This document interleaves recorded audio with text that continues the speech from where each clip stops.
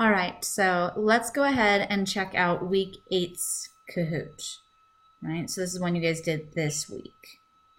All right, first question, we're looking for the probability of x being greater than 2, and we're looking at the shaded area, and this is making it really obvious by shading that portion of the curve.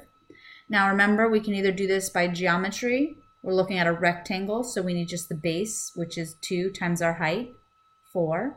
Or we can do this as proportions by breaking this thing up into a bunch of equal little pieces and seeing that this is 4 of the 5 pieces, which is also 80%.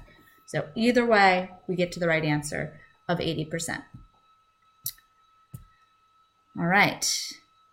This one is just a way of making sure that we understand the table and we're not just completely set on the calculator.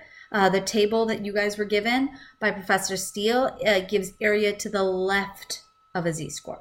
So always to the left, just like inverse norm takes values to the left. Left tends to be the most common way these are set up, though there are tables that do middles and both tails and right tails. So don't go grab a table off the internets. If you lose yours, contact me. I'm sure I have it up in the Part 5 folder also. All right. Find the probability that a z-score is less than 1.05. Now, the easiest way to do this is use that table, right? So we'd be pulling out our table and going, okay, less than 1.05. Do I have a table? Let's hope I have one. Oh, crap. Let me open up something maybe. This is going to take longer than we have. Oh my God, so stressful. There's an old exam that should have a key maybe at the end. I don't know. Let's see. Open this. Come on now. Oh, there was a thing that said formulas and table. Oh, well. Aha. Not the T. We're looking for 1.05 positive, 1.0 all the way over to 5. Looks like 80.8531. 0.8531. Boom. Now, if I had just drawn my picture here, this would have been obvious because I was looking at 1.05 less than, not obvious, I'd still have a 1 in 2 shot, but I know that this value and, or actually, I'd have a 1 in 3 shot because this is the only one that's crazy. All right. We continue on with that. Greater than 1.05. Well, if I just found the left side, this is just the complement. I don't even have to think. I don't have to go back to the table.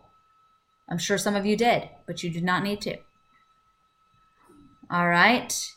We want a z-score that corresponds to a score. So here, again, I'm trying to make sure that we know how to do things with z-scores and we're not just super reliant on the calculator. The z-score formula, bust out this thing again. The z-score formula is x minus mu over sigma, right? How far is something from the average? We could also sort of think about this from the drawing. Our mean is 100 and we're looking at a score of 79. So we want to know what this z-score is. So without even doing anything, I know we're going to have a negative z-score, which, means there's only one possible answer choice here, the blue one. If I really wanted to do it, I would do 79 minus the 100. And then how many standard deviations is that? Well, I got to divide by that 12.67, which gives me out my negative 1.66. So red would be reversing your mean and your value, which again, you won't make a mistake of if you draw your picture.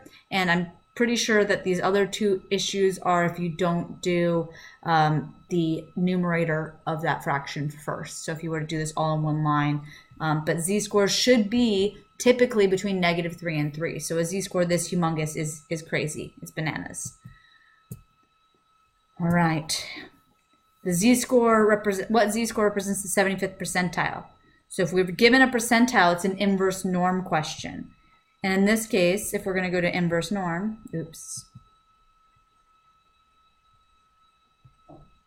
inverse norm takes the left side percent, which a percentile is, and then the mean and standard deviation for a z-score are 0 and 1. And we could also have thought about this as we need to be above average if we're the 75th percentile, because 50th percentile would be the average.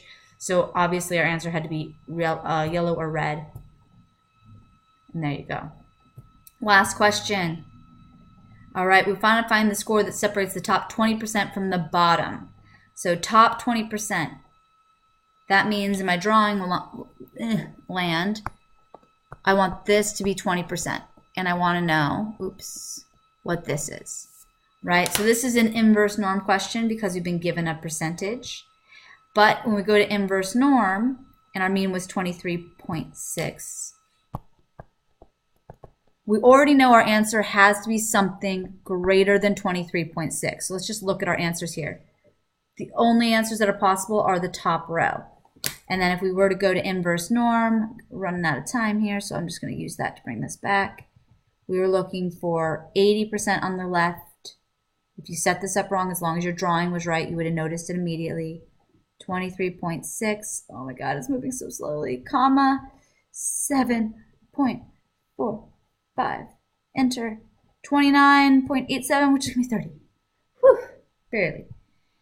So anyways, that was just a review of all of our normal stuff. The one thing that was really missing there was anything about those tricky inverse, but I was trying to show you guys how I could ask questions that really sort of require us to understand the z-score and how it's related to those calculator shortcuts or the formulas.